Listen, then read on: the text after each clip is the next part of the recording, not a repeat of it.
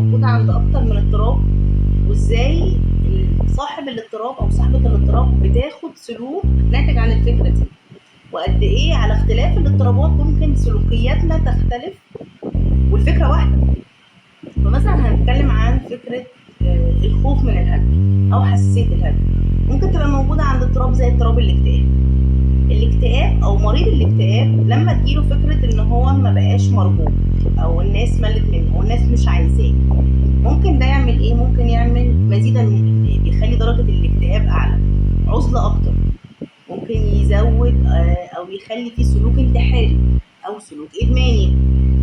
ما هو انا عايز اهرب من المشاعر، التوتر والخوف والقلق والحزن والشفقة ناحية الذات، ان انا ما حدش عايزني، وانعدام معنى لحياتي، انا حد غير مرغوب فيه.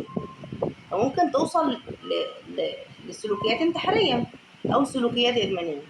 طيب لو جينا نشوف المريض بتاع الجنرالايزد انكزايتي او القلق المعمم، بيجيله فكرة انا بقيت غير مرغوب فيه، انا هتساب، بيبدأ يعمل ايه؟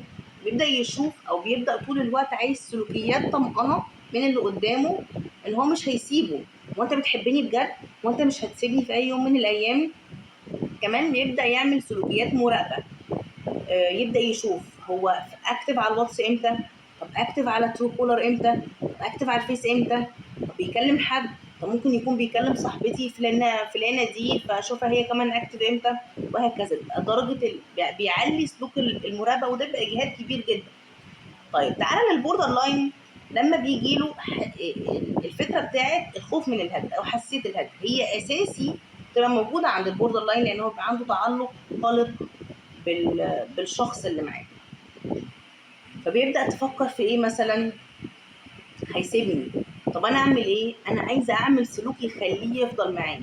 بما ان البوردر لاين عنده قدر عالي من الاندفاعيه في معايير التشخيص، يعني الشخص اللي عنده بوردر لاين او شخصيه حديه بيبقى مندفع جدا في تصرفاته، فممكن يعمل حاجات غير محسوبه. فاندفاعيه وخوف من الهجر ممكن يخليها مثلا لو هي محجبه تبدا تبعت له صور وهي بشعرها، صور بهدوم البيت، صور بملابس خاصه، علشان هي شايفه ان هي كده هتقعده جنبها، مش هيمشي ويسيبها. فطريقة التعامل بتاعنا صحيح هي فكرة واحدة ومشاعر متشابهة، لكن السلوك اللي ناتج عنها مختلف، وده هيخلينا نتعامل بشكل مختلف مع كل فكرة على حسب الاضطراب اللي وراها. ده كان ببساطة الفكرة الواحدة، وكذا اضطراب بيتعامل من خلال الفكرة ازاي، او زي شباك كده بيبص منه، كل اضطراب بيبص بيعمل ايه او بيلاقي ايه. ده كان فيديو النهارده، واشوفكم على خير الفيديو الجاي ان شاء الله.